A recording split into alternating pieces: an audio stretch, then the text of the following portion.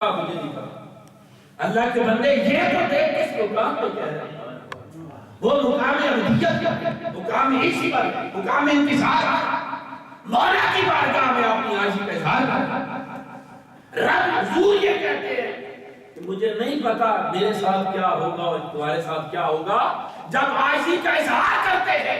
رب کہتا ہے میرے معبود تو نے اپنی بات کر لی، اب میری بات اب میرا کلام بھی سن۔ عسیٰ ان یبعثک ربک مقاما محمودا، تو کہتا ہے مجھے نہیں پتا کیا ہوگا، قیامت کا جب دن آئے گا میں تجھے مقام محمود اپنے عرش پر اپنی کرسی کی دائیں جانب تمہیں ملوں، لواء الحمد تیرے ہاتھ میں ہوگا اور تجھے جنتی لباسوں میں سے لباس اور ساری امتوں کو، سارے پیغمبروں کو تیرے در کا سوال ہوگا اور اس دن اتنا عطا کروں گا، ہمارا سوف یعطیک ربک فترضیٰ، اتنا عطا کروں گا محبوب کہ تو راضی ہو جائے۔ سبحان اللہ،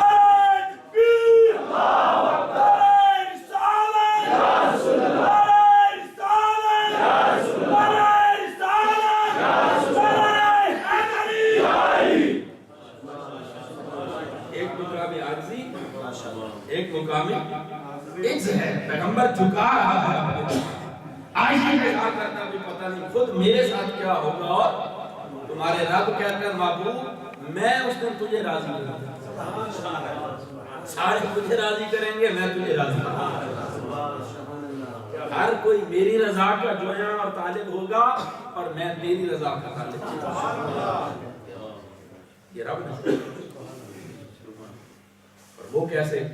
آقا علیہ السلام نے فرمایا، صحیح مسلم باب شفا ایک حدیث بیان کر کے پھر ہم آگے مضمون کو آگے چلا۔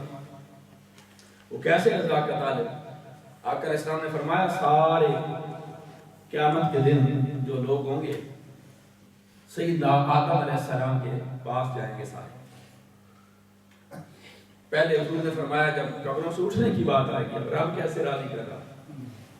آقا علیہ السلام فرمایا انا اول الناس خروجا اذا بعث وانا قائد اذا بشر وانا خطیب اذا انصت وانا مبشر اذا عیس۔ آقا علیہ السلام نے فرمایا کہ جب لوگ قبروں سے اٹھائے جائیں گے تو سب سے پہلے اٹھنے والا میں سبحان اللہ، انا اول الناس خروجا اذا بعث وانا قائد اذا بشر، جب سارے جمع کیے جائیں گے سب کی قیادت کرنے والا میں سبحان اللہ، وانا خطیب ہوں، جب سارے خاموش ہوں کسی کو اس میں کلام نہیں ہوگا تو یوم حشر کے مجمع کا خطیب بھی وانا مبشر ہوں، جب سارے مایوس ہوں گے نفس نفسی کی کیفیت ہے۔ سورہ سوارے سے پر یوم یفر المرء لأخیہ، بھائی سے بھاگ لے، ابھی والدین سے بھاگ لے، بھائی سے بھاگ لے، ساری دوستیاں دشمنیوں میں بدل رہے اور جسموں سے نکلنے والا پسینہ 70 ذراع تک زمین کے اندر جا رہا ہو۔ فقط ایک آواز آئے کہ لمن الملک اليوم للہ الواحد القہار، تو وہ بتاؤ آج کس کا دن ہے؟ آج خدائے واحد قہار کا دن ہے۔ آج کوئی تازہ کام رہا ہو، العطش کی صدائیں بلند ہوگی، قبروں سے اٹھنے کا وقت بڑا سخت ہوگا۔ حضور نے فرمایا میں اللہ کو کہوں گا میرے مولا مجھے سب سے پہلے اٹھا۔ یا رسول اللہ سب سے پہلے کیوں اٹھے؟ سب سے پہلے اٹھنے میں تو کوئی عزت نہیں ہے۔ بھئی آپ دیکھیں یہ مجمع لگایا، آپ نے مجھے بلایا، سجاد قادری صاحب چیف گیسٹ ہیں آپ کے، ان کی نعت علامہ صاحب کا خطاب ہے، یہاں ایک بندہ بھی آیا اور سب سے پہلے آپ ان کو لا کے سٹیج پہ بٹھا دیں، آپ ان کی عزت بڑھا رہے ہیں گھٹا رہے ہیں؟ طریقہ کیا ہے؟ سارے لوگ آ جائیں، مجمع سج جائے، سارے بیٹھ جائیں نشستوں پر، اور جب آپ کی مجلس کمال پہ جا پہنچے اس وقت اعلان ہو کہ اہل محشر دیکھو مہمان خصوصی آ رہا، اہل مجمع دیکھو مہمان خصوصی آ رہا، اور سارے اٹھ کر استقبال کریں۔ اس میں عزت ہے یا پہلے بلانے میں عزت ہے؟ بولیے صحیح کا تو دوسرا، حضور نے فرمایا میں پہلے اٹھوں گا۔ یا رسول اللہ آپ ایسا کیوں کرتے؟ حضور نے فرمایا میری شان پہلے یا بعد میں آنے سے گھٹتی نہیں، میں پہلے آؤں گا اپنی امت کی خاطر، اس لیے کہ بڑا مشکل میں ہرا ہوگا کبھی اٹھنے کا، لوگ تھر کھا رہے ہوں گے کہ پتہ نہیں آج اللہ کا عدل ہمارے ساتھ کیا کرتا ہے، نامہ اعمال دائیں ہاتھ میں آتا ہے یا بائیں ہاتھ میں آتا ہے، جنت کا فیصلہ ہوتا ہے یا دوزخ کا ہوتا ہے، پریشانیاں ہوں گے، تھر تھر کانپ رہے ہوں گے، سورج سڑنے سے بڑھ ہوگا۔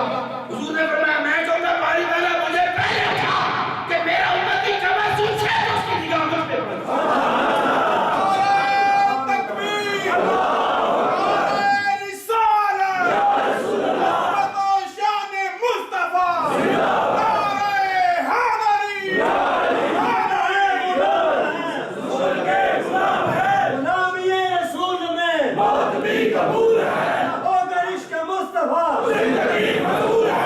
جب مجھے دیکھے کہ میدان حشر میں سب کو سہارا ہو جائے گا کہ حضور ہے خیری میں، یہ فرمایا حضور نے میں خوشخبریاں دینے والا ہوں، آنا مبشرا اذا آیا سے جب مایوس ہو رہے ہوں گے خوشخبری دینے والا میں، وہ یہ خوشخبری پھر کیا ہوگا؟ حضور نے فرمایا سارا میدان معاشر لگ جائے گا، ساری امتیں وہ حضرت آدم علیہ السلام کو طویل حدیث ہے، استغاثہ کریں گے آدم علیہ السلام کے پاس، نوح علیہ السلام کے پاس بھیجیں گے، وہ ابراہیم علیہ السلام کے پاس بھیجیں گے، وہ موسیٰ علیہ السلام کے پاس بھیجیں گے، وہ حضرت عیسیٰ علیہ السلام کے پاس طویل کلام ہے، اور وہ حضرت عیسیٰ علیہ السلام میری بارگاہ میں آئے گے۔ جب آدم علیہ السلام ساری امتیں جمع ہو کر میرے پاس آئے گے تو پھر میں کہوں گا آپ صحیح جگہ پر آئے، یہ میرا ہی مقام، میں ہی کی بات کروں گا، میرا ہی منظر ہے۔ آقا السلام فرمایا عرش لگ جائے گا، پھر اللہ رب العزت سے کلام کرے، قال سوف یعطیک ربک فترضی، راضی کیسے ما یفعل بی ولا بکم، کو نہ دیکھو یہ دیکھو فترضی، رضا کیسے؟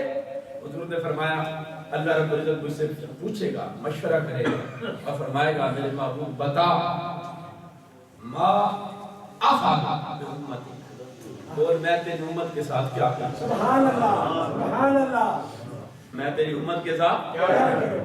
حضور نے فرمایا میں کہوں گا اللہم اجل حساب، سبحان اللہ، تو اپنا حساب کتاب جلدی کر، اپنا حساب کتاب جلدی کر، میری امت کو ایک دفعہ چھوڑ حساب جلدی کر۔ دیکھیے یہ جملہ آپ تیسرے درجے کے کسی عدالت میں جائیں، سیشن کورٹ میں تیسرے درجے کا جج ہو، اس کو جا کے صرف اتنا کہہ دے جائے صاحب میں جلدی میں ہوں ذرا میرا فیصلہ جلدی سن، کہہ سکتے ہیں کنٹیمپٹ آف کورٹ لگا کے 6 ماہ کے لیے جیل میں ایک کڑا چالو ذرا، ایسے ہی ہوگا، یہ تو عام عدالت ہے، وہاں خدا کی عدالت ہے۔ آپ پوچھے گا بابو بول کیا کروں، حضور فرمائیں گے اجل حساب، حساب جلدی کر۔ حضور نے فرمایا کیا ہوگا؟ اللہ رب العزت لوگوں کو بلائے گا، فَيُدْعَاهُمْ فَيُحَاسَبُونَ، ان کا حساب کتاب کر مِنْهُمْ مَنْ يَدْخُلُ الْجَنَّةَ بِرَحْمَتِهِ وَمِنْهُمْ مَنْ يَدْخُلُ النَّارَ، بہت سارے لوگ اللہ کی رحمت کے ساتھ جنت میں چلے جائیں گے، بہت سارے دوزخ میں چلے جائیں گے۔ جب دوزخ میں چلے جائیں گے، رب نے جن کو جنت میں بھیجنا ہے یہ ہے راضی کا، حضور کو مقام شفاعت جو حضور نے شفاعت کرنی ہے، آقا صاحب بالکل آغاز میں اپنی شفاعت نہیں کر رہے، وہ کہتے ہیں باری تعالیٰ جن کو تم نے بھیجنا ہے بھیج لے، جو تجھ سے بچ جائیں گے میں ان کو لے۔ اچھا جب حضور کی باری آئی آقا نے فرمایا خیرت بین ان ادخل نصف امتی الجنہ و بین الشفاعۃ، اللہ پاک مجھے اختیار دیتا میرے محبوب یا تو آدھی امت بغیر حساب کتاب کی جنت میں لے جا یا شفاعت دے، سودا کر لے میرے ساتھ، بغیر حساب کتاب کی آدھی امت بخشوا دے یا شفاعت دے۔ آقا علیہ السلام نے فرمایا فاخترت الشفاعۃ، میں کہوں گا بھائی تعالیٰ آدھی امت بغیر حساب کتاب میں جنت میں لے جانے کا سودا مجھے قبول نہیں، فاخترت الشفاعۃ، میں شفاعت چنوں۔ صحابہ نے یا رسول اللہ شفاء کس لیے چنی؟ شفاء شفاعت، آقا علیہ السلام نے فرمایا انہا عام، یہ اس لیے چنی کہ یہ عام تھی، یہ مخصوص کوٹا تھا آدھی امت کا، میں ان کو جنت میں بھیج دیتا، میرا کوئی پیچھے رہ جانے والا امتی مجھے آواز دیتا یا رسول اللہ مجھے بھی بخشوا دے، پھر میں کیا کرتا؟ اس لیے میں نے کہا باری بار آدھی امت بغیر حساب کتاب کے بھیجنے کی بات مجھے قبول، مجھے شفاعت دے دے تاکہ جتنا جی چاہے میں ساتھ دے، میں شفاعت چاہوں گا۔ پھر آ کے اللہ رب العزت سارے پیغمبروں کو، نبیوں کو، شہیدوں کو ان کے مقام پہ بٹھا دے۔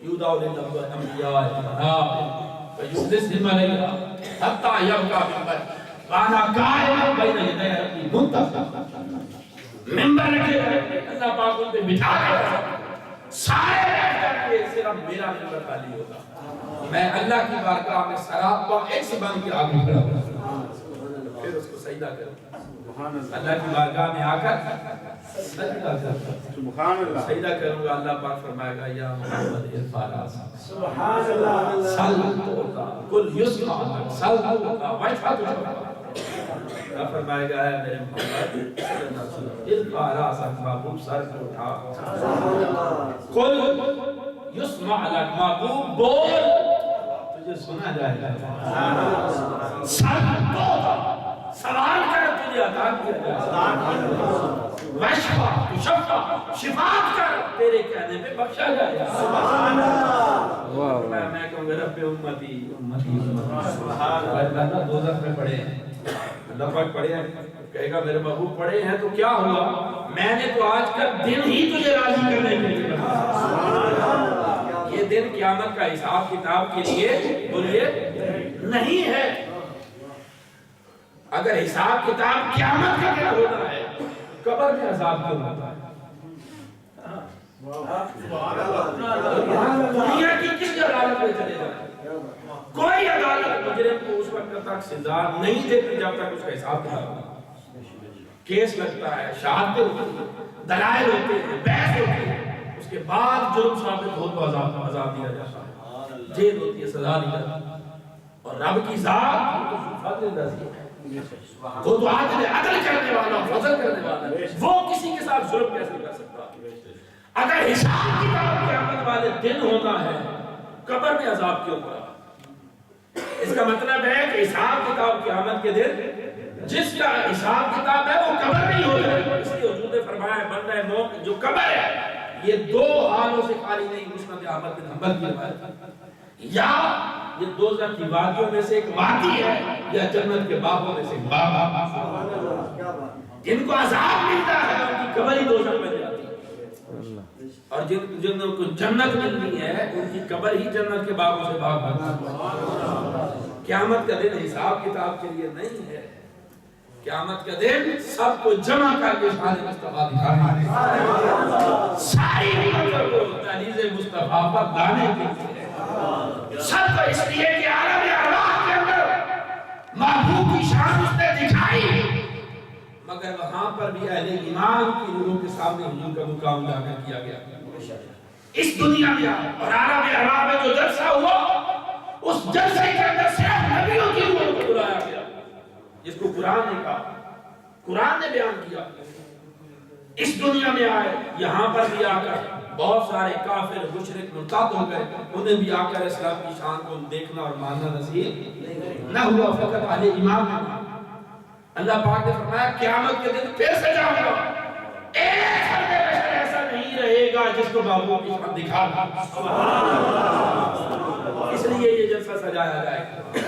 اور سارے پیغمبروں کو جب وہ آ کے بیٹھ جائیں گے، حضور نے فرمایا سجدہ کروں گا، اللہ پاک فرمائے گا محبوب مانگ، میں کہوں گا باری تعالیٰ کی دوزخ میں، رب فرمائے گا فانطلق من کان فی قلبہ مثقال حبۃ من ایمان اخرج من النار وادخل الجنہ۔ میرے محبوب جائیے، جس شخص کے دل کے اندر ایک دانے کے برابر ایمان ہے اسے بھی دوزخ سے نکال کر جنت میں۔ نعرہ تکبیر، نعرہ رسالت، سیدی مرشدی، غلام ہیں غلام ہیں، رسول کے غلام ہیں۔ آقا نے فرمایا فانطلق فافعلوا، میں جاؤں گا اپنے ہاتھوں سے نکال کر جنت میں ڈالوں گا، دوسری بار آ کے پھر سجدے میں پڑ جاؤں گا، پھر کلام ہوگا یا محمد ارفع راسک کل یسمع سال ہوتا وجفت شفا۔ محبوب ماں کیا مانگتا ہے؟ سر کو اٹھا بول، تجھے سنا جائے گا۔ سوال کر عطا کیا جائے گا.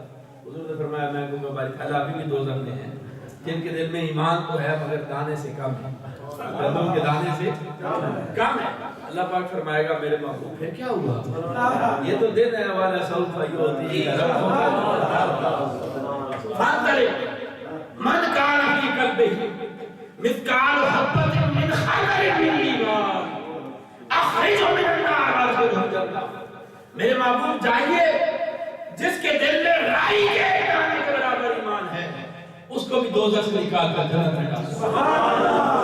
حضور نے فرمایا فن طالب فافا, میں جا کر اس کو نکالوں گا اور جنت میں ڈال کے واپس. تیسری بار پھر سجدے میں پڑ جاؤ, پھر وہی کلام کا یا محمد ابزارا قل یسمع لک.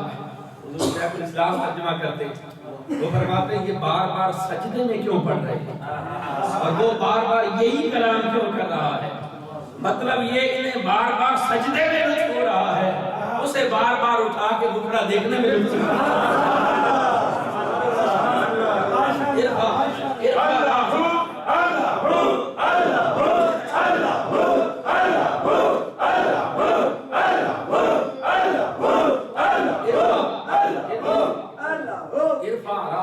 لفظی مطلب تو یہ ہے سر کو اٹھا, اور عاشقانہ ترجمہ یہ محبوب مکھڑا تھا. کوئی یہ کہہ دیجئے شریعت میں قرآن میں مکھڑا کیا سے آ گیا, اسے دوسرا پارا پڑھا دے. رب کہتا ہے فَلَنُوَلِّيَنَّكَ قِبْلَةً تَرْضَاهَا. یہ میرے محبوب علیہ السلام یہ جو آپ بار بار چہرے کو پلٹ کر دیکھتے ہیں, قَدْ نَرَا تَقَلُّبَ وجہ کا, آپ بار بار اوپر پلٹ کر دیکھتے ہیں. نرا تقلب وجہ کا, ہم تیرے چہرے کا پلٹ کر دیکھتے ہیں. وجہ اس چہرے کو کہتے ہیں جس کو پنجابی میں مکھڑا کہتے ہیں. پنجابی میں محبوب ہم تیرا مکھڑا تک کرتے, اور رب نے اور کس کا مکھڑا تک کرتے. وہ کہتا ہے فَإِنَّكَ بِأَعْيُنِنَا, تیرا مکھڑا رہتا ہی ہماری آنکھوں میں. ہر وقت ہماری ہم کسی اور کی طرف دیکھتے کہاں ہیں. اس لیے کوئی اس والا اکبر محبوب لب تو ہلا, میں تجھے سننا چاہتا ہوں, آج مانگ کے دیکھ بخشش کی انتہا کر. حضور فرمائیں گے باری تعالیٰ وہ رائی کا ایک دانہ وہ بھی تو کوئی حد ہے. ایسے بھی ہیں جن کے پاس ایمان ہے پر اس سے بھی کم ہے. صحیح بخاری کتاب الایمان کی روایت. آقا علیہ السلام فرمائے, اللہ پاک فرمائے میرے نبی فانتا من کان فی قلبہ مثقال حبۃ من خردل من ایمان او ادنی اخرج من النار اخرج من النار اخرج من النار. 3 مرتبہ ادنی اور 3 مرتبہ اخرج. مطلب یہ میرے حبیب چاہیے جس کے دل کے اندر رائی ہے, بلکہ اس سے بھی کم, بلکہ اس سے بھی کم, بلکہ اس سے بھی کم تعلیمات ہے. میرے محبوب نکال دیجیے اس کو نکال دیجیے, اس کو نکال دیجیے. آقا علیہ السلام نے فرمایا میں جا کے اس کو بھی نکالوں گا, جنت میں ڈال کے آگے چوتھی مرتبہ پھر کلام ہوگا یا محمد وہی کلام کہتے ہیں. آقا علیہ السلام چوتھی مرتبہ میں کہوں گا رب لی فی من قال لا الہ الا اللہ فی الجنہ. باری تعالیٰ مجھے اسم دے دے جس نے میری محبت کے ساتھ ایک بار میرا کلمہ پڑھا فی الجنہ. آقا علیہ السلام فرمایا یہ سن کر رب جلال میں آ گیا اور فرمائے گا وہاں عزت وہاں جلالی وہاں کبریائی فرمائے من قال لا الہ الا اللہ فی الجنہ. میرے محبوب چاہیے جس نے ایک بار کلمہ پڑھا فی الجنہ.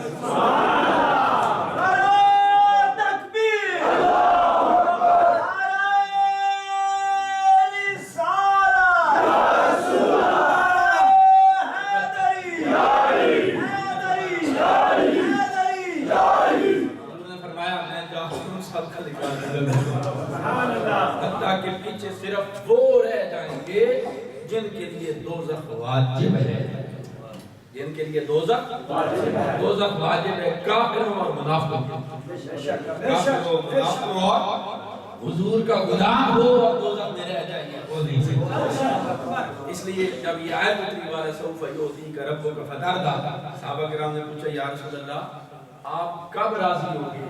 حضور نے فرمایا جب تک میرا غلام دوزخ میں ہے میں راضی نہیں۔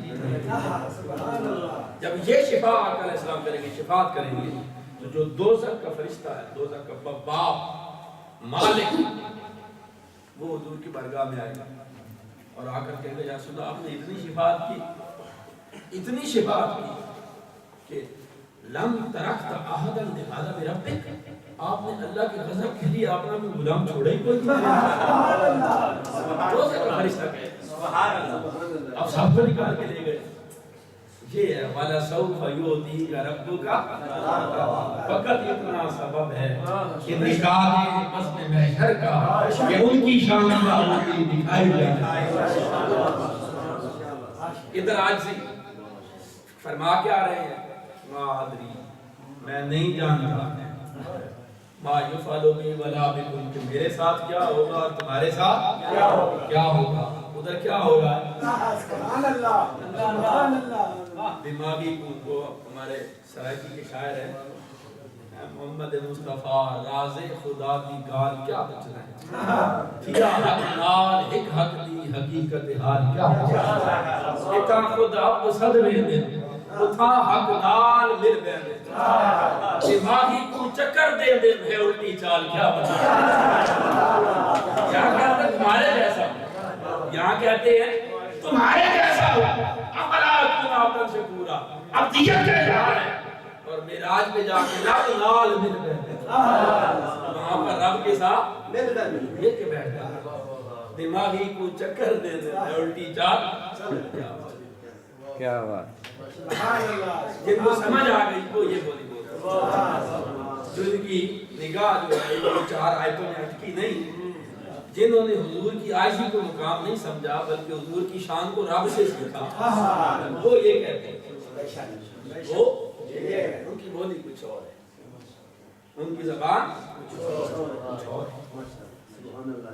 آقا علیہ السلام جب شب معراج واپس پڑھے، بات آ گئی وہ موضوع رہ ہی نہ جائے گی، ذہن میں آئی، جب واپس پڑھتے آقا علیہ السلام حضور نے اعلان کرا، وقتی دور تھا جب معراج ہوئی، آقا علیہ السلام نے فرمایا من رآنی فقد رأى الحق، سبحان اللہ، بخاری میں ایک تو یہ ہے کہ جس نے مجھے دیکھا خواب کے حوالے سے، جس نے خواب میں مجھے دیکھا اس نے مجھے ہی دیکھا، ان الشیطان لا یتمثل بی، شیطان میری مثل نہیں بن سکتا۔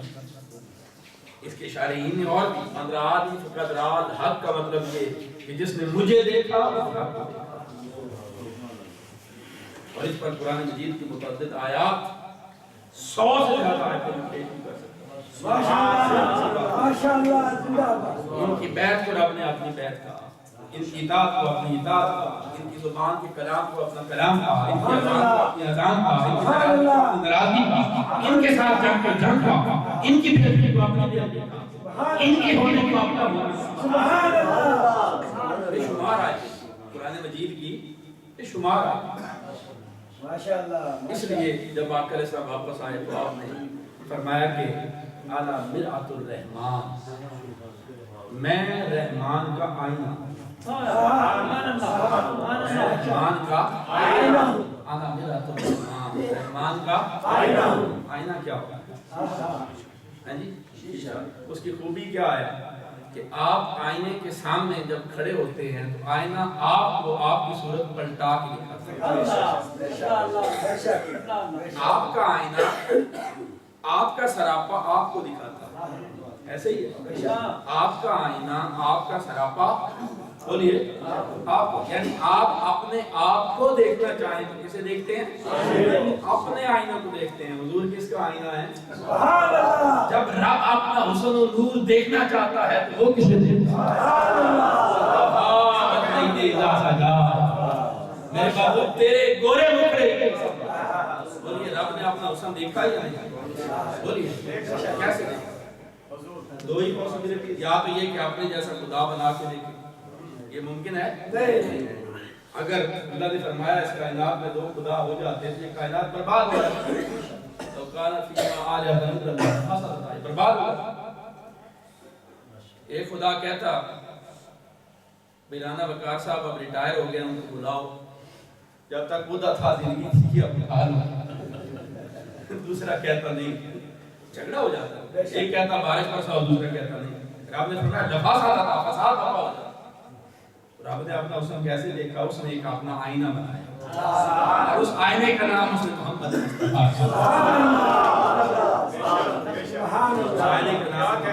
مصطفیٰ رکھا۔ آپ جب اپنا آپ دیکھنا چاہیں، آپ کو آئینے میں آپ کا سراپا نظر آتا ہے، جب رب مصطفیٰ کو دیکھتا ہے تو رب کو کیا نظر آتا ہے؟ سبحان اللہ۔ بولے ہیں اب اگر کوئی شخص یہ کہے معاذ اللہ یہ شرک ہے، یہ شرک ہے، تو یہ شرک نہیں۔ اس کی وجہ یہ ہے آپ جو کچھ آئینے کے اندر دیکھتے ہیں، آئینہ آپ کے سامنے، وہ جو شبیہ آپ کو آئینے میں نظر آ رہی وہ شبیہ آپ کی عین ہے یا غیر ہے؟ سوچ کے بتانا مجھے کیا ہے؟ عین کے حق میں کون کون ہے آپ کا رکھا؟ جو شبیہ آپ کو آئینے میں نظر آ رہی ہے وہ آپ کی عین ہے یا غیر ہے؟ پھر سوچ رہے ہیں آپ کی رائے بدل جائے کی بات ہے۔ عین کیا ہوتا ہے؟ عین وہ ہوتا ہے جہاں پر کوئی فرق نہ، جہاں عینیت ہوتی ہے، کسی قسم کا کوئی فرق نہ، کوئی فرق نہ۔ مثلا میں یہ کہتا ہوں میری اینک کا یہ شیشہ اس شیشے کا عین ہے، مطلب یہ ہے کہ اس شیشے اور اس شیشے میں کوئی فرق نہیں، جو کام یہ شیشہ کرے گا وہی کام یہ شیشہ بھی کرے گا، یہی ہے۔ میں کہتا ہوں یہ دو چابیاں آپس میں عین ہیں، مطلب ہے کہ جو تالا اس چابی میں کھولنا ہے وہ دوسری بھی، عینیت میں کوئی فرق نہیں، اور عینیت میں حکم ایک ہے، عینیت میں حکم ایک۔ اب میں پھر پوچھ رہا ہوں جو کچھ آپ نے شیشے میں دیکھا وہ آپ کا عین ہے یا غیر ہے؟ اگر عین ہے اللہ نہ کرے آپ کو کوئی سزا ہو جائے عدالت میں، جج صاحب کہیں گے یا پھر قاضی صاحب کو 100 کوڑے لگاؤ، ہے نہیں؟ یہ کہیں گے مسئلہ ہی کوئی نہیں، خوشی خوشی بھاگ کے آئے مسجد سے شیشہ اٹھایا، جج کے سامنے چلے گا یہ دیکھو یہ میرا عین ہے، اس کو مارو گے حکم پورا ہو جائے گا۔ وہ جو شیشے کے اوپر جو اندر ہے عینیت یہ ہے کہ جو کچھ ادھر ہو وہی ادھر بھی ہوتا، عینیت میں فرق۔ یہ کہیں گے جی شیشے کے اندر جو کچھ نظر آ رہا ہے وہ میرا عین ہے، آپ اس کو کوڑے مارو، جج مانے نہیں، تو پھر عین تو نہ ہو۔ بولیے اگر عین ہوتا تو حکم برابر ہوتا، اس شیشے پر سزا دینے سے کیا سزا پوری ہو جائے گی؟ پھر عین تو نہیں، پھر کیا ہے؟ بولیے جو کہ شیشے میں نظر آ رہا ہے وہ عین ہے؟ بولیے کیا غیر ہے؟ پھر سوچ رہے ہیں اگر عین ہے تو سزا کیوں نہیں پوری ہو رہی؟ وہ عکس ہے، ہاں جی تو پھر عکس ہے تو عین تو نہیں، عکس ہے تو بھئی آپ حرکت کرتے ہیں وہ بھی کرتا ہے، آپ آنکھیں بند کریں وہ بھی کر دیتا ہے، آپ ہنسے وہ ہنستا ہے، آپ ہنسے وہ روتا ہے، تو پھر اگر عین ہے تو سزا پوری کیوں نہیں ہوتی؟ بولیے اگر عین ہوتا، میں نے کہا تھا 2 چابیاں لے لیں، اگر عین کہیں گے تو جو تالا اس نے کھولنا ہے وہ دوسری بھی کھولے گی، تو پھر یہاں پھر ایسا کیوں نہیں ہوتا؟ پھر عین تو نہ ہوگا، پھر کیا؟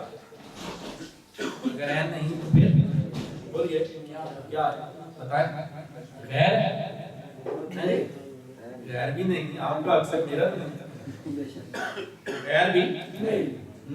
آپ جب ہم کہتے ہیں نا آقا اسلام اللہ رب العزت کا آئینہ ہے، اس آئینے میں جو کچھ نظر آتا ہے وہ عین بھی نہیں اور غیر بھی نہیں ہے۔ عین مانے تو شرک لازم آتا ہے، عین مانے تو شرک لازم آتا ہے، غیر مانے تو کفر لازم آتا ہے۔ غیر ہی نہیں، شبیہ وہی ہے، غیر نہیں ہے، اس کے متحرک کرنے سے متحرک ہے، اس کے جمال کا پردہ ہوتا ہے، عین بھی نہیں غیر بھی نہیں، اس لیے کہ خدا بھی نہیں خدا بھی۔ حضرت رحمت اللہ علیہ فرمایا کہ تم ذات خدا سے جدا ہو نہ خدا، اللہ ہی کو معلوم ہے کیا جانتا بھائی کیا ہے، عین بھی نہیں غیر بھی نہیں، خدا بھی نہیں مگر جدا بھی نہیں۔ یہاں پر آ کر بس مولوی کی عقل اس رک جاتی، وہ پریشان ہوتا ہے کیا کہوں، عین کہتا ہوں تو پھر بھی مرتا ہوں، غیر کہتا ہوں پھر بھی مرتا ہوں، خدا کہتا ہوں پھر بھی مرتا ہوں، خدا کہتا ہوں پھر بھی مرتا ہوں۔ وہ ہے کیا جب عقلیں جو ہو جاتی ہیں جس مقام پہ عاشق بولتا ہے؟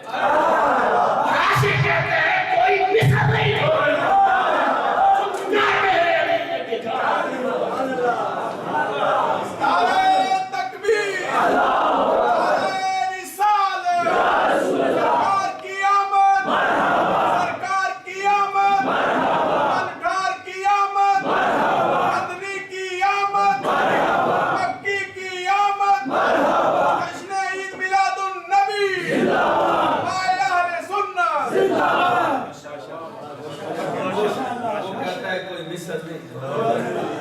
چپ کر میرے علی،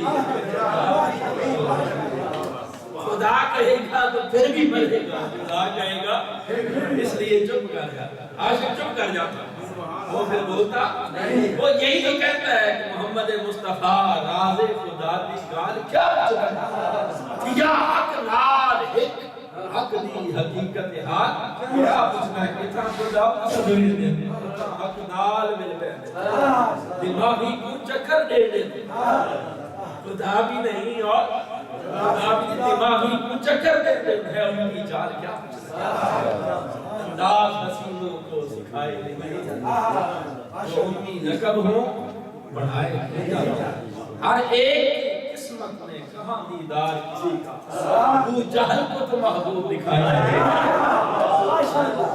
جن کو سمجھ آ گئی، جنہوں نے دیکھ لیا انہوں نے کہا نہیں کہ ہمارے جیسے نہیں، وہ چپ کر گئے، وہ اس مقام پر چپ کر گئے، انہوں نے یہ نہیں دیکھا یہ ما ادری ما یفعل بی ولا بکم کہ ہمارے پلے قیامت کے دن کچھ نہیں، معاذ اللہ ان کے بھی کچھ نہیں ہوگا، وہ چپ کر گئے، وہ اس مقام پر یہی شیوہ مشتاق اس مقام پہ بولتے سراپا تسلیم و رضا بن گیا، بارگاہ مصطفیٰ کہ جلال و جمال حقیقت کے سامنے، حقیقت محمد دی پاک کو جہاں چپ دی جاہے اللہ کو سبحان اللہ، یہاں چپ کر جاتے ہیں، خاموش ہو جاتے ہیں، خواجہ محمد یاد کری دیئے آپ نے فرمایا حقیقت محمد دی پاک کو نہیں سکتا، اتھا چپ دی جاہے این بھی نہیں گئے، اتھا چپ دی جاہے اللہ کوئی نہیں سکتا، مذاہب کے جھگڑے سکان چھوڑ بیٹھے محبت کا جھگڑا چھڑا، ماشاءاللہ ماشاءاللہ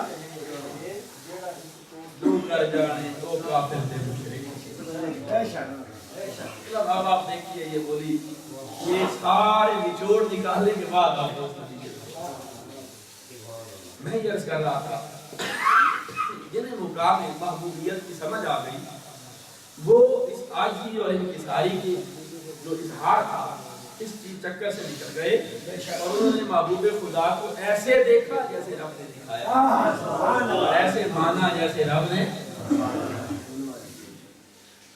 قرآن کا قل لا اقول لکم انی خزائن اللہ ولا اعلم الغیب، یہ آیت سے یاد لوگ بڑے خوشی ہے، دیکھیں جی حضور نے خود کہہ دیا میں غیب نہیں جانتا، میرے پاس غیب کے کوئی خزانے نہیں ہیں اور میں غیب بھی خود کہہ دیا، یہ دیکھو کس مقام پر سمجھنا تو ہے نا، یہ حضور کی عاجزی، میں بار بار جس کو عقیدہ آپ کو سمجھا رہا ہوں حضور کی عاجزی حضور کا مقام نہیں ہے، حضور نے فرمایا میں غیب نہیں جانتا، قرآن کیا تھا کس مقام پر، یہ اس وقت تھا جب کافر مشرک حضور کی بارگاہ میں آئے اور ایسے سوال کرنے لگے جیسے کاہنوں کے پاس کرتے ہیں، بھئی فلاں کی اس کی پیٹ میں کیا ہے، بارش کب ہوگی، فلاں کے کھیت میں سے کتنی کھجور سے کتنا پھل اترے گا، اس طرح کے سوال جیسے کاہنوں سے کرتے ہیں، اللہ پاک نے فرمایا میرے محبوب یہ تو جاہل انہیں تیرے مقام کیا سمجھایا، انہیں بتایا بھی جائے تو انہیں کون سی سمجھ آتی ہے، خدا حسینوں کو سکھائے نہیں جاتے جو انہوں نے کہا وہ پڑھائے نہیں جاتے، ہر ایک کی قسمت میں کہاں دیدار کسی وہ جہل کو تو محبوب دکھائے گئے، اب ان دو جہلوں کو کیا دکھائے، انہیں کیا بتایا میرے محبوب کہ تجھے تو میں نے سارے علوم کا بندہ کر دیا اور تجھے ایسا سکھایا ہے کہ پھر تو بھولے گا بھی نہیں، اور تو جو کچھ نہیں جانتا تھا وہ نبی جی سکھا، مگر چونکہ انہیں سمجھ نہیں آتی آپ بتائیں گے ان کے پلے نہیں پڑھنا تو جان چھوڑوا، انہیں کہا لا اقول لکم عندی خزائن اللہ ولا اعلم الغیب، میں نے کب کہا ہے کہ میرے پاس غیب ہے، میں نے کب کہا کہ میرے پاس غیب کے خزانے میں کب تھا؟ انہیں یہ جواب دیا، یہ عاجزی کا اظہار ہو گیا۔ رب تعالیٰ نے ادھر محبوب کی محبوبیت کو جاگر کیا، جب غیب کی بات آئی فرمایا ما هو علی الغیب بضنین، میرے محبوب جب غیب بتاتے ہیں پھر بتاتے ہی چلتے ہیں، پھر بخل سے کام نہیں دیتے، اتنا بتاتے ہیں۔ سیدنا فاروق اعظم نے فرمایا کہ آقا علیہ السلام آئے فجر کی نماز میں فسائے فقادا فاخبرنا من الکان الى الکان ما کان الیہ، جو کچھ قیامت تک ہونے والا تھا آقا علیہ السلام نے ہمیں بتایا، حتی حضرت الظہر، زور کا وقت ہوا حضور پھر نیچے اترے، نماز پڑھی، پھر منبر پڑھا ہے، پھر خطاب کیا، عصر کا وقت ہو گیا، پھر نیچے اترے، نماز پڑھی، پھر آگے خطاب کیا، حتیٰ کہ مغرب کا وقت ہو گیا، اور اس ایک دن میں جو کچھ ہو چکا تھا وہ بھی بتا دیا، جو کچھ ہونے والا تھا وہ بھی بتا دیا۔ حافظہ من حافظہ مناسیہ مناسیہ، ہم میں سے جس نے جتنا یاد کر لیا سو کر لیا، بھول گیا، کہتے ہیں بھائی اگر ہمیں کوئی پرنٹ آؤٹ کرواتا تو ہمیں یاد آ جاتا، یہ بھی بتا دیا۔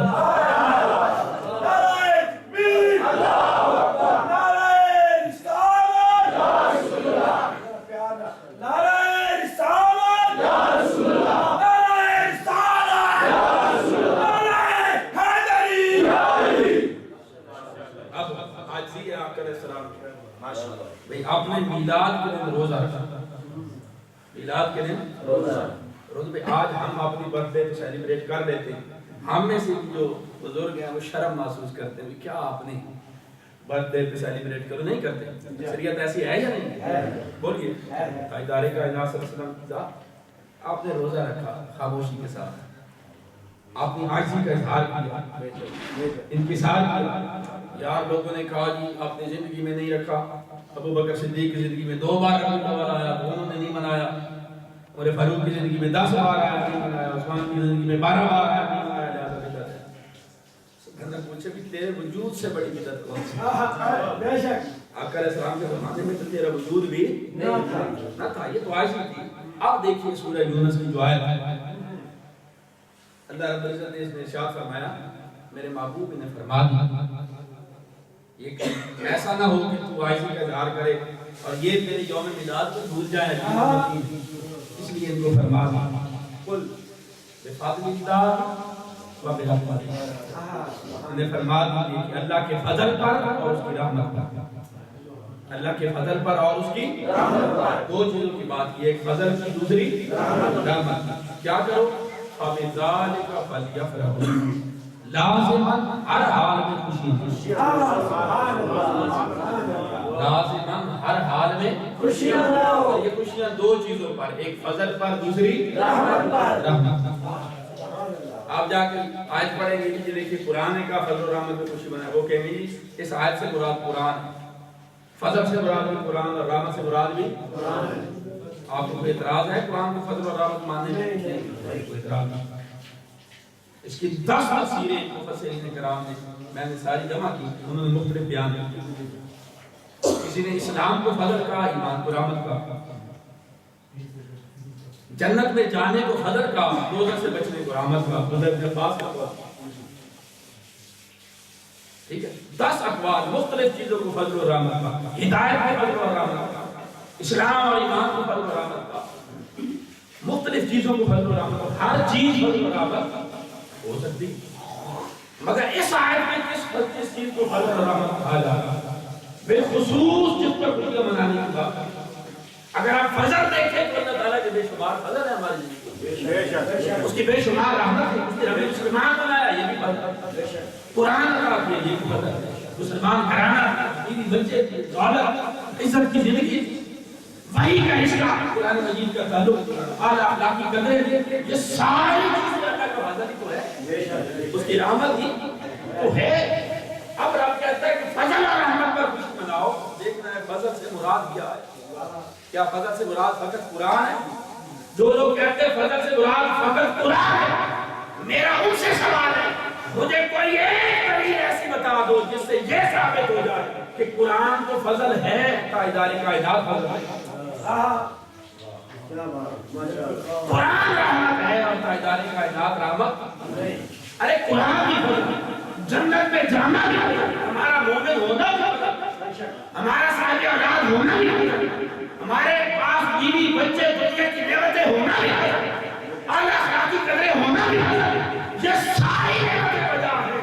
مگر یہاں پر فضل سے مراد ان میں سے کوئی ایک نہیں، بلکہ رب تعالیٰ نے اس فضل کی بات کی ہے اس آیت میں کہ اگر وہ فضل نہ ہوتا تو ہم میں سے کوئی بھی ہدایت کرتا۔